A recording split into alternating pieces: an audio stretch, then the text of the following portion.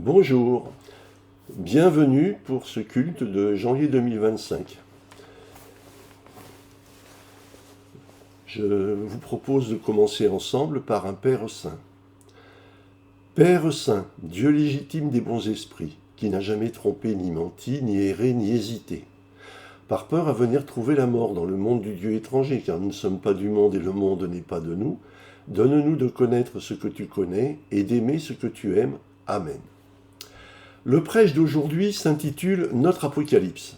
Je vais donc vous le lire et en même temps, cela vous permettra de comprendre comment ce terme peut être étudié d'un point de vue cathare. Ce terme est porteur de deux acceptions très différentes. La plus commune évoque une catastrophe porteuse de la menace de la fin du monde, la peur la plus importante qu'un être humain puisse concevoir. L'autre est de portée religieuse et nous parle d'une révélation que nous propose Christ. Le titre de ce prêche est, selon l'acception antique ou moderne, selon notre compréhension cathare, à la fois le début et la fin. Je vous propose de vous en livrer ma compréhension afin que vous vous en imprimiez profondément, car de cette compréhension dépendra sans doute le devenir de votre part spirituelle en ce monde malin. La révélation. Le texte attribué à Jean le disciple qui figure dans le Nouveau Testament révèle à ce dernier comment se passera la fin du monde et le devenir des hommes selon qu'ils auront suivi l'enseignement reçu de Christ ou qu'ils l'auront ignoré. Mais la vraie révélation que Christ nous apporte est que pour atteindre le salut, il ne faut plus suivre seulement la loi mosaïque qui est faite pour vivre dans ce monde, mais suivre le seul commandement que Christ nous enseigne, qui nous permettra d'être hors du monde, voire parfois en opposition avec le monde. Prenons cet extrait qu'on retrouve à la fois chez Luc et chez Matthieu. Un chef lui demanda « Bon maître, qu'est-ce que je peux faire pour hériter de la vie éternelle ?» Jésus lui dit « Pourquoi me dis-tu bon ? Personne n'est bon que Dieu seul. Tu sais les commandements. Tu ne seras pas adultère, tu ne tueras pas, tu ne voleras pas, tu ne témoigneras pas à faux, honore ton père et ta mère. » Il dit « Oui, j'ai gardé tout cela dès ma jeunesse. » À cette parole, Jésus lui dit « Une chose te manque encore.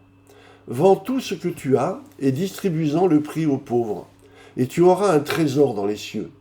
Et viens ici, suis-moi. » À ces paroles, il devint triste car il était fort riche. Jésus le vit et lui dit « Comme il est difficile à ceux qui ont des richesses d'entrer dans le règne de Dieu. Il est en effet plus facile à un chameau d'entrer par un trou d'aiguille qu'à un riche d'entrer dans le règne de Dieu. » Ceux qui l'écoutaient lui dirent « Mais qui peut être sauvé ?» Il dit « Ce qui est impossible aux hommes est possible à Dieu. » Et Pierre lui dit « Voilà, nous avons laissé nos affaires pour te suivre. » Il leur dit « Oui, je vous le dis, personne n'aura laissé maison, femme, enfants, frères, parents, à cause du règne de Dieu, qu'ils ne reçoivent à l'instant plusieurs fois autant, et dans l'âge qui vient, la vie éternelle. Je vous donne un commandement nouveau. Vous aimez les uns les autres comme je vous ai aimés, mais aussi vous aimez les uns les autres. Par là, tous sauront que vous êtes mes disciples, si vous avez de l'amour les uns pour les autres. Évangile selon Jean. La révélation qui nous est donnée n'est pas de ce monde en cela qu'elle ne nous impose pas des pratiques mondaines, comme le fait la loi mosaïque, aimer Dieu, aimer ses proches, etc. Elle nous montre que la seule loi qui nous donnera accès au salut est contraire aux pratiques du monde et qu'elle fera de nous des parias, aimés sans distinction et limite. Cela met en avant notre dualité. La première est notre part mondaine qui se fixe une morale en suivant la loi mosaïque, et la seconde est notre part spirituelle qui ne connaît aucune règle mais se contente d'aimer. C'est ce que les cathares appelaient « laisser mourir en nous la part mondaine constituée d'un élément animal animé, survalorisé par l'emprisonnement de l'Esprit Saint, l'Adam primordial, et laisser ressusciter la part spirituelle détachée du monde et prête à rejoindre Dieu, le Christ. » La compréhension et l'adoption de cette révélation marquent le passage entre l'état de sympathisant ou de croyant débutant et celui de croyant affirmé. Ce passage est, à mon avis, le plus difficile et générateur de souffrance de tout le cheminement cathare, car il exige l'acceptation pleine et entière que ce monde est du diable, malgré les points positifs que nous pouvons lui trouver, et qu'il faut donc le rejeter pour qu'il perde tout pouvoir sur nous, et permettre ainsi à notre part spirituelle de guider nos pas. Cet abandon du monde est un crime aux yeux du monde, qui ne manquera pas de nous le faire payer cher. C'est pour cela que, consciemment ou non, nous résistons violemment à cette obligation. Car tout en nous, notre culture, notre inconscient, notre volonté s'oppose à un choix qui se présente comme une impasse sans possibilité de retour. En effet, faute de pouvoir expérimenter sans risque une telle hypothèse, notre mondanité nous enjoint de la refuser, comme nous refuserions de sauter d'un avion sans parachute ou de nager sans protection au milieu des requins. Seuls ceux qui auront été éblouis par la puissance de cette révélation pourront envisager de la suivre, comme le joueur de poker persuadé de sa main n'hésite pas à jeter tous ses jetons sur le tapis. C'est ce que Paul fit en son temps et qu'il nous rappelle dans ses lettres. Dans la première aux Corinthiens, il nous dit « Le langage de la croix, en effet, est stupidité pour ceux qui périssent, mais pour nous qui sommes sauvés, il est puissance de Dieu. » Toujours dans le même texte, il nous dit « Alors que les Juifs demandent des signes et que les Grecs cherchent une sagesse, nous autres nous prêchons un Christ crucifié, embûche pour les Juifs et stupidité pour les nations, un Christ puissance de Dieu et sagesse de Dieu pour les appelés, Juifs ou Grecs, car la stupidité de Dieu est plus sage que les hommes et la faiblesse de Dieu est plus forte que les hommes. » Encore dans ce texte, « J'aurais beau parler les langues des hommes et des anges, si je n'ai pas de charité, je ne suis qu'un cuivre retentissant, une cymbale glapissante. J'aurais beau prophétiser, savoir tous les mystères et toute la science, j'aurais beau avoir fait toute la foi au point de déplacer des montagnes, si je n'ai pas de charité, je ne suis rien. Quand je donnerai tous mes biens en pâture, quand je livrerai mon corps aux flammes, si je n'ai pas de charité, cela ne me sert à rien. » Cet homme érudit et disposant d'une place éminente dans la société juive de son époque n'a pas hésité à tout sacrifier sur la base d'une simple vision qu'il fut le seul à ressentir. Sachant ce que cela lui a apporté par la suite, qui sommes-nous pour penser qu'il aurait eu tort ?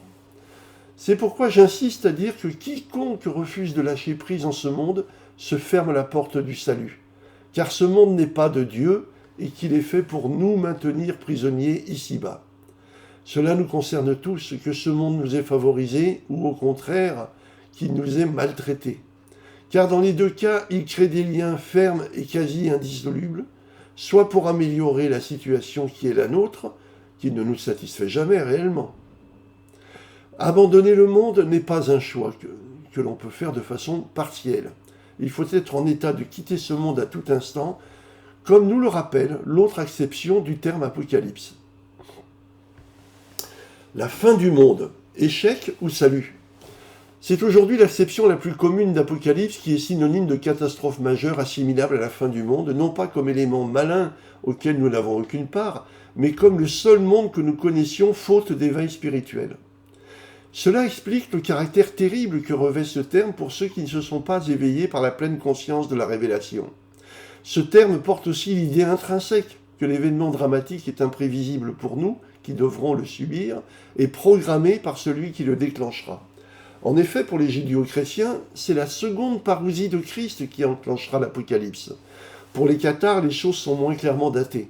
Si du point de vue humain, le déclenchement du phénomène est également imprévisible, la responsabilité de ce déclenchement n'est pas imputable à une entité, que ce soit Dieu, le Christ ou le diable, mais dépend d'un équilibre précaire qui sera rompu par une sorte d'usure.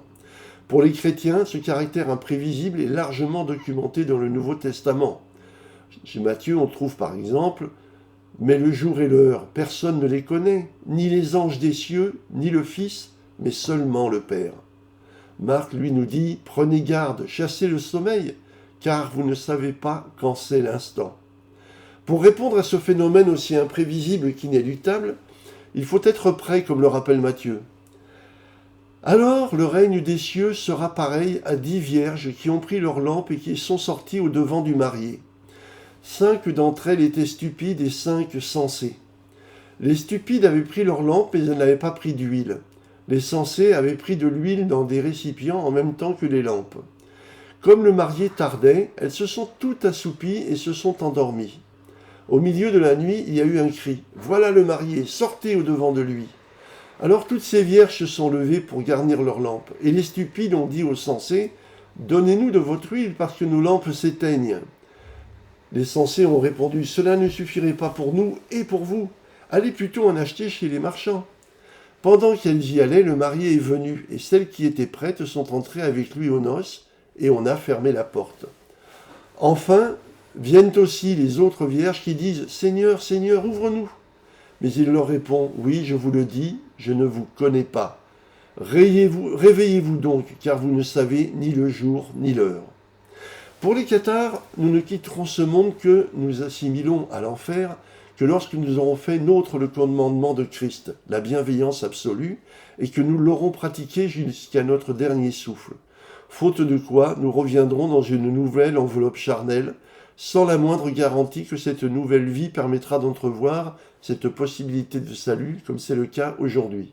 Car il n'y a pas, du point de vue cathare, de progressivité et de mémorisation d'une vie à l'autre, comme l'énonçait naïvement Bélibaste, l'âme libérée du corps erre nue et tremblante et se jette dans le premier corps naissant disponible. En fait, comme je viens de vous le montrer, l'Apocalypse du point de vue cathare est l'alpha et l'oméga du cheminement cathare, puisqu'elle marque à la fois l'éveil et le salut du croyant et du consolé. Le point commun entre ces deux extrêmes est la compréhension de la nécessité de quitter le monde dans ses œuvres, en attendant la mort de la prison charnelle qui nous contraint, mais que nous pouvons surmonter. Or, c'est le point crucial qui constitue la principale pierre d'achoppement pour tous ceux qui souhaitent s'engager dans la foi cathare. C'est donc au moment où la volonté d'engagement est la plus faible que cet obstacle se dresse devant nous. Mais l'objectif en vaut-il la peine ? Oui, car vous découvrez aussi que le catharisme ne s'inquiète pas de ce passage, car quand il surviendra devant vous, vous serez mieux à même de le surmonter. Si vous êtes déjà convaincu que le catharisme est la seule voie vers le salut pour vous, ne procrastinez pas et faites le ménage dans vos chaînes mondaines. Après coup, vous en ressentirez les bénéfices immédiats, comme le prisonnier à qui on vient de retirer ses entraves. Contrairement à l'intention du texte judéo-chrétien qui clôt le Nouveau Testament dont l'objectif était de terroriser les communautés pauliniennes pour les forcer à revenir au judéo-christianisme de Rome, l'Apocalypse n'a que des significations positives. Accéder à l'éveil d'une part et au salut d'autre part. Nous terminerons ce culte par un pater que je dirai seul. Père Tout-Puissant, principe des esprits saints, ta volonté agit sur tout le bien. Ton Saint-Esprit nous guide comme il te plaît pour que ta grâce puisse nous être accordée. Donne-nous chaque jour la nourriture que ta parole et ton amour procurent. Remets-nous nos fautes et nos manquements comme pour nos frères nous en faisons autant, et soutiens-nous dans les difficultés afin de nous délivrer du mauvais. Amen. Je vous remercie de votre participation et de votre attention et je vous dis au mois prochain. Au revoir.